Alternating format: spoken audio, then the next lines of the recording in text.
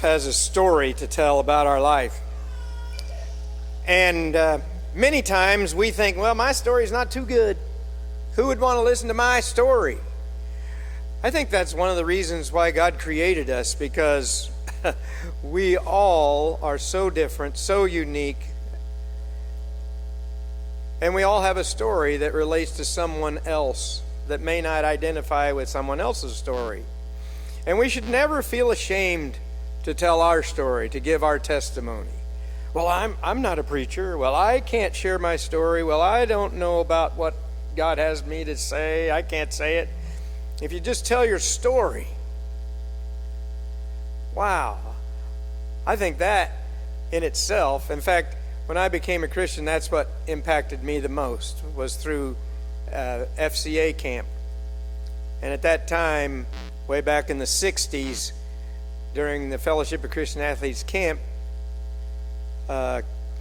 kids, high school kids and college kids and even professional athletes would come up and tell their story. I can remember a lot of those stories way back then. I can't remember the titles and topics of the guest speakers that preached, but I can remember their testimonies. And today we have one that's going to blow your socks off. If you wore sandals today, make sure your toenails are fully attached. Okay? Because Dennis Wright has a story that glorifies God and will impact your heart and enlighten you and teach you and motivate you to share your story, regardless of what it is. It's something else. Everyone has one, and Dennis is going to share his.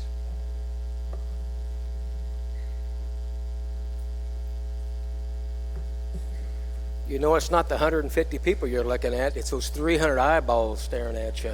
You know, Mike asked me to give my testimony, but also tell a little bit about me and Ruth, because you don't know anything about us.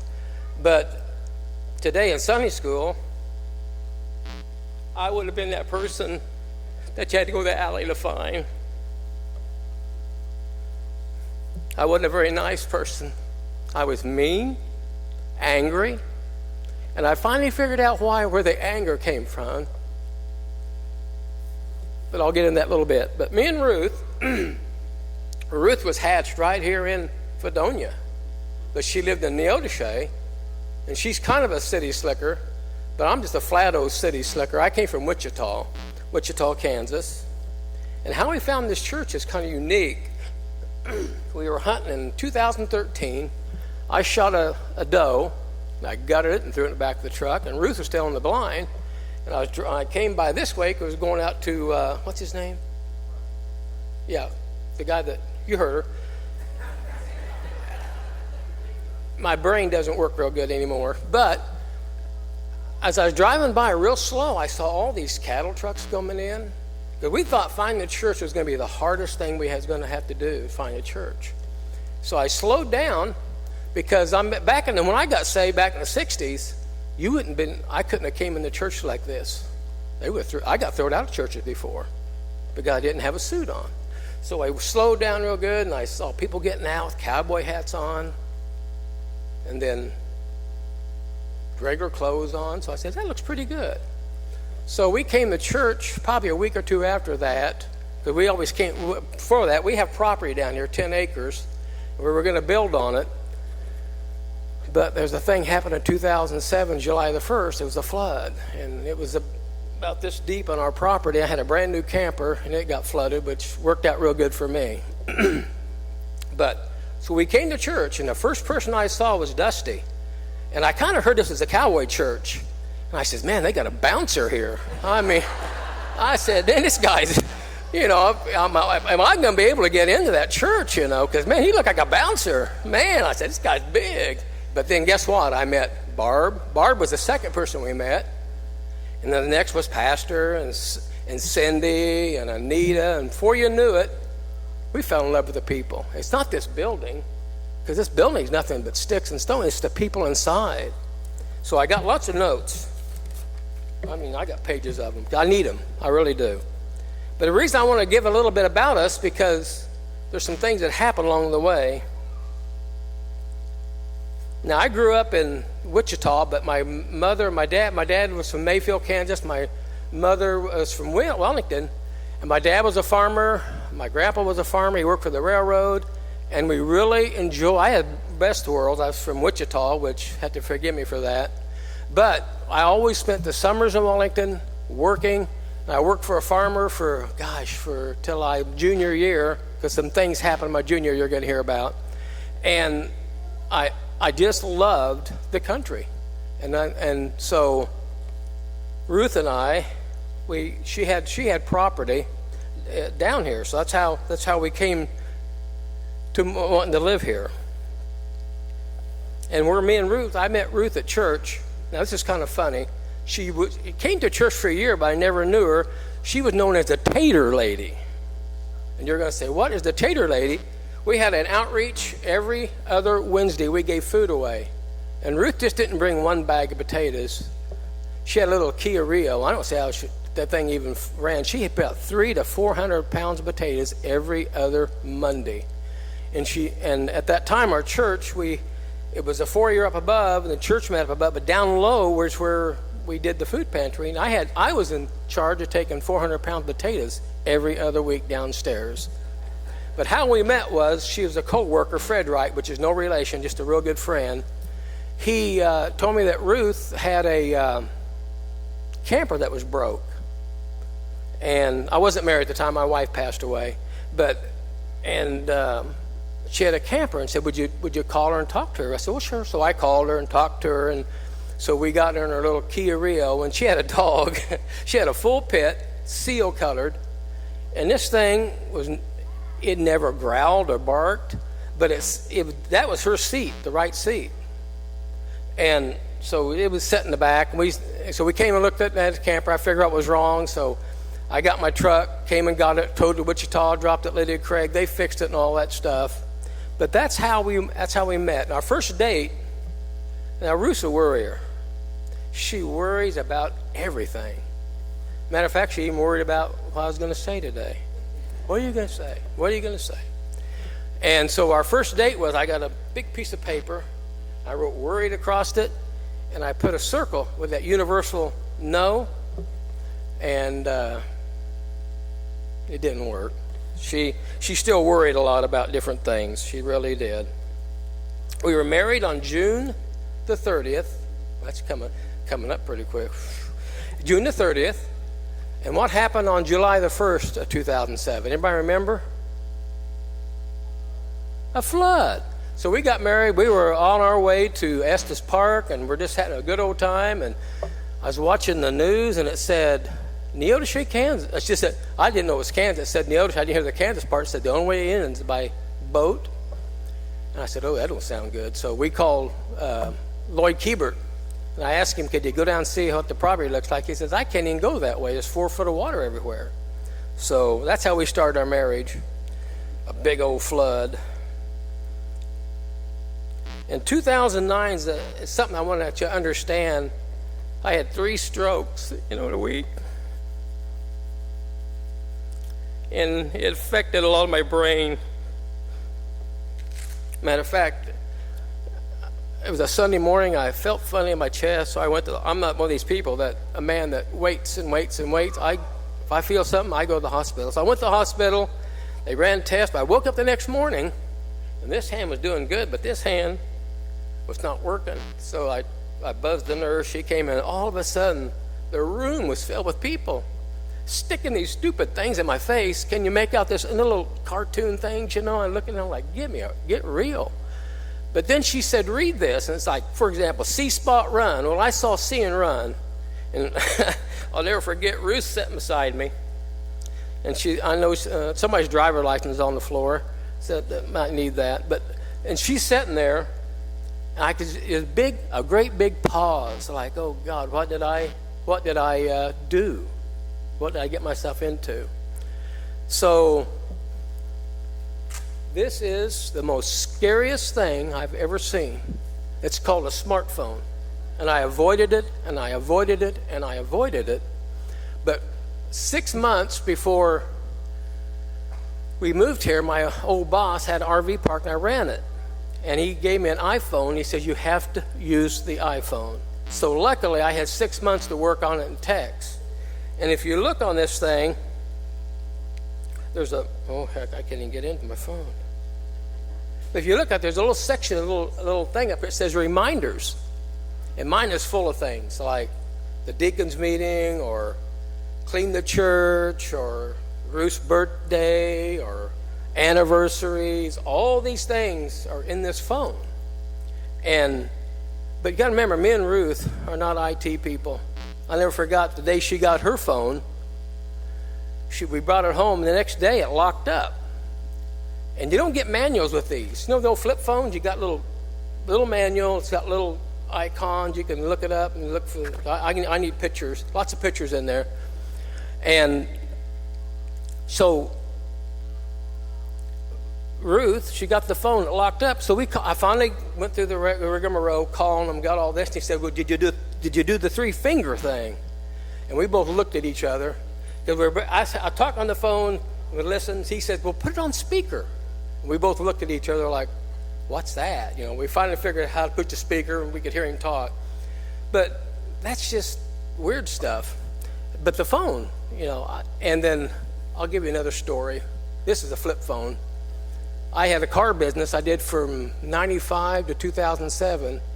And how I made my business was I didn't have a landline. I had a cell phone. And one day I got up and I had 2 cars, 2 Saturns in the paper, and phone rang. I couldn't hear nobody, but I know what they were calling. I went to buy a car. It'd ring again. So man, I was up at 8.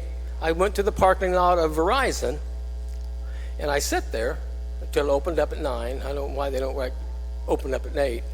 But I was sitting there. I finally got in. I took the phone in. I says, I got insurance. I need a new phone. She says, no, sir. You got to send your phone in. I said, well, give me a replacement. And I said, well, I don't want to replace. I got a business, and of course it rang then. And she said, well, you do have a problem. The phone won't work. So I went ahead and kept talking to her, and she said, well, it's just not broke enough. And I said, well, I can fix that. I could see, this is something you could see Steve O'Dell doing. He could relate to this. I was driving a dually at that time, a dually truck, Ford, not a Chevy, big old diesel. So I go outside, and I strategically put it behind that rear diesel wheel. I run over it twice. And I took it back in. She says, yeah, that's broke. I said, I got a brand new phone. So, but if I don't remember your names, it's like my computer up here. It's like a computer where you lose programs. You know, like I screw my computer up all the time. And things just don't compute sometimes. The names are really bad for me. It faces, but if I like Mike number 2 here, I remember him because I see him a lot. So if I don't get your name, or if I call you so-and-so, and like the other day I said, are you Lyle? And he looked at me like, no, you're not Lyle. But I'll get with your names and remember them. Where was I here? Testimony. I got to tell you a little bit about school. When I was a junior, I found out about if I took a food service class, I could get 3 credits plus the credit for food service.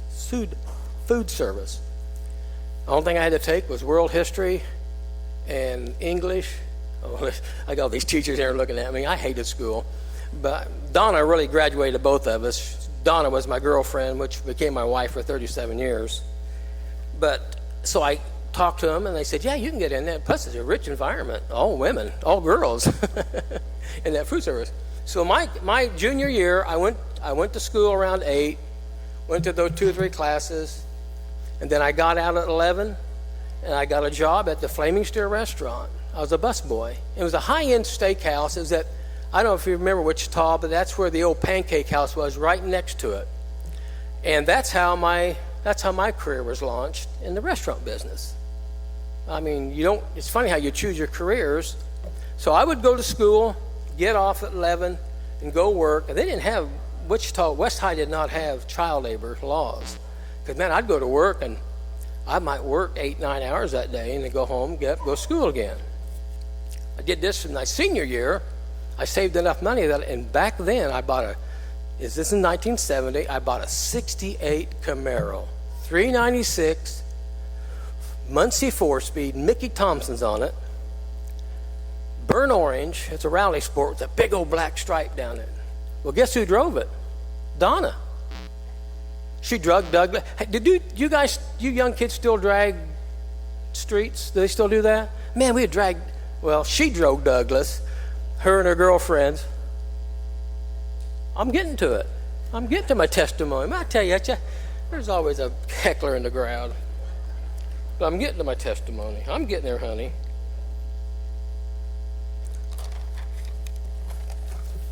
But I was a person that was angry all the time. And I finally figured out where it came from.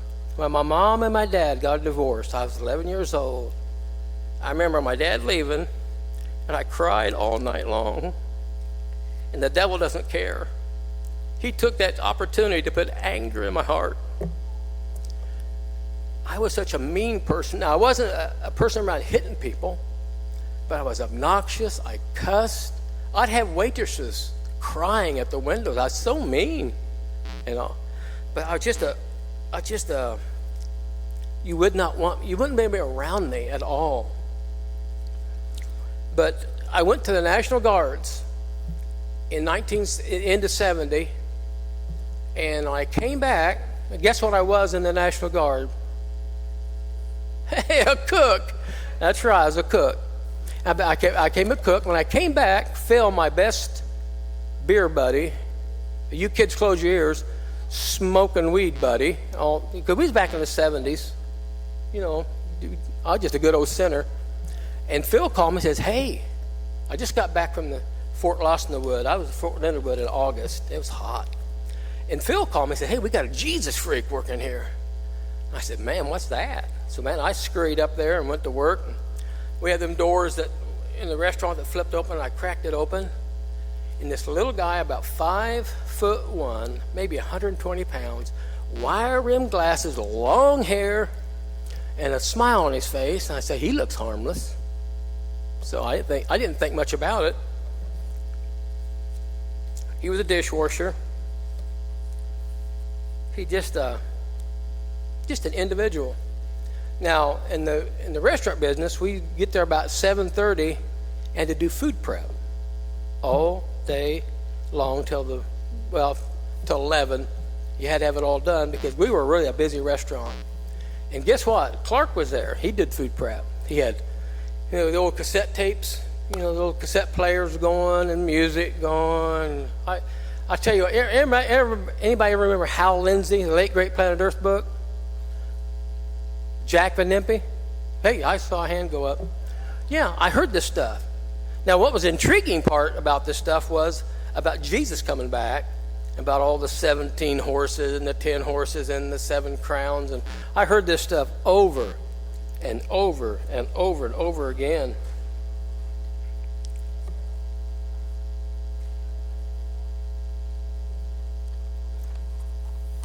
Clark was this little individual. But all of a sudden, these waitresses are falling like flies. I mean, getting saved. That's my idea of, falling like flies. I was a good sinner. I mean, they were getting saved left and right. Busboys getting saved left and right. And they started this thing called Basic in the late 70s, 71, I believe it was, Clark. And he went, I can't remember the name of the church, Faith Lutheran or Faith something, because everywhere he went to get something going, they threw him out. He had long hair. They could care less about him. They threw him out of the churches. Well, this old Luther, I believe it was Grace Lutheran out East. He started this thing called Basic, him and a couple guys. It started out with 4 people. Time has ended, 150 young people were going to that thing.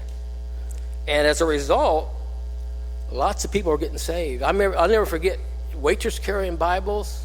I'll never forget all these things going on, about all this stuff.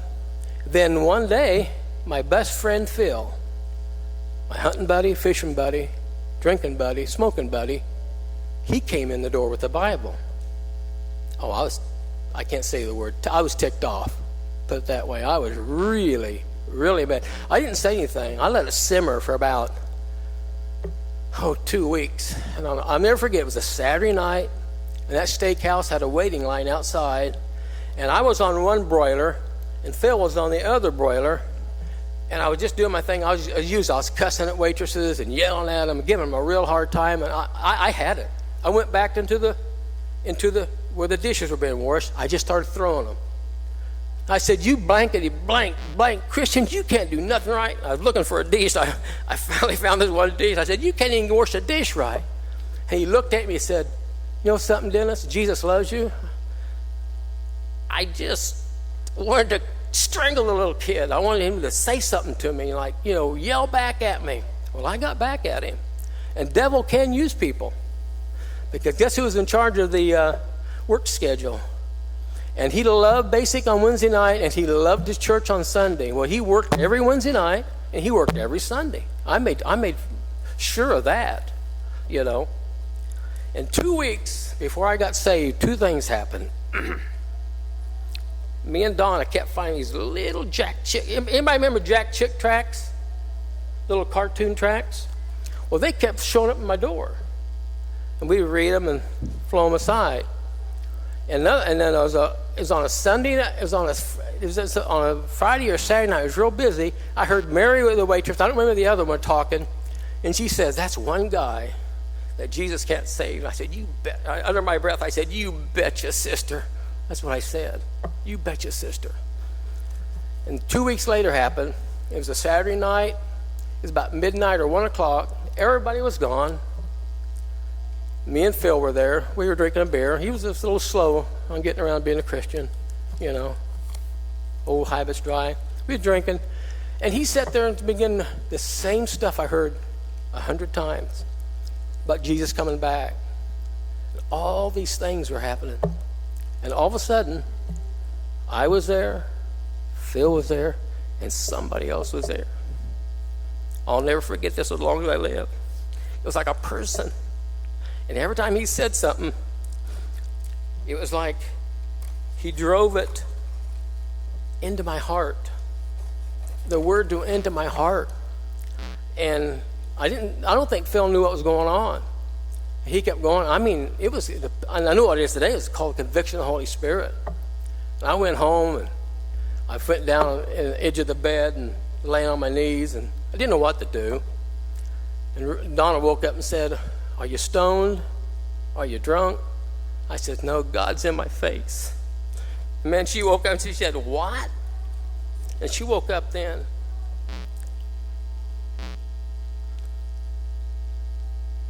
It's like God took Donna was pretty smart. She remembered all them tracts we got. So she went and got one and said, "Hey, there's a sinner prayer thing on here." So we read the sinner prayer.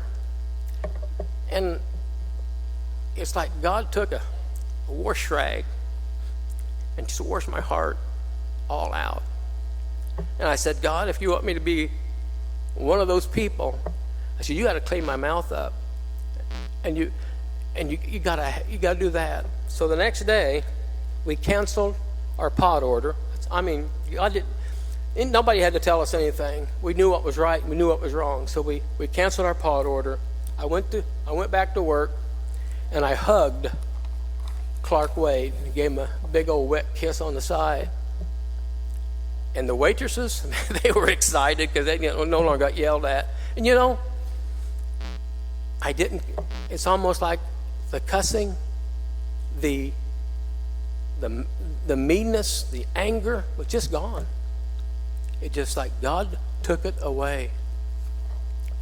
In that time period of a year to a year and a half, 29 to 32 people got saved. Now I know what that happened like today. You'd probably get sued, or the ACLU would probably come after us for, I don't know. But what would that be like, Tony, if 29 to 32 people got saved at work? Man, that's what happened. I got saved in the workplace. If I had one wish, I wish that I could have been some of these young people in here, like in the Ivy home, the Elder home, the Baker's home. I wish I could But today it'd be like Mork and Mindy. Everybody remember Mork and Mindy show? That's what I had to be like, old Mork, a great big kid that's a baby. But I wish I would have had that, because you guys have a better view of the life because you have Jesus in your heart. I had to go through a whole lot of pain, a whole lot of extra stuff. So like I said, I was a person that you wouldn't want in church. But God's able to get us there. As Mike comes, that's pretty much my testimony. That's it.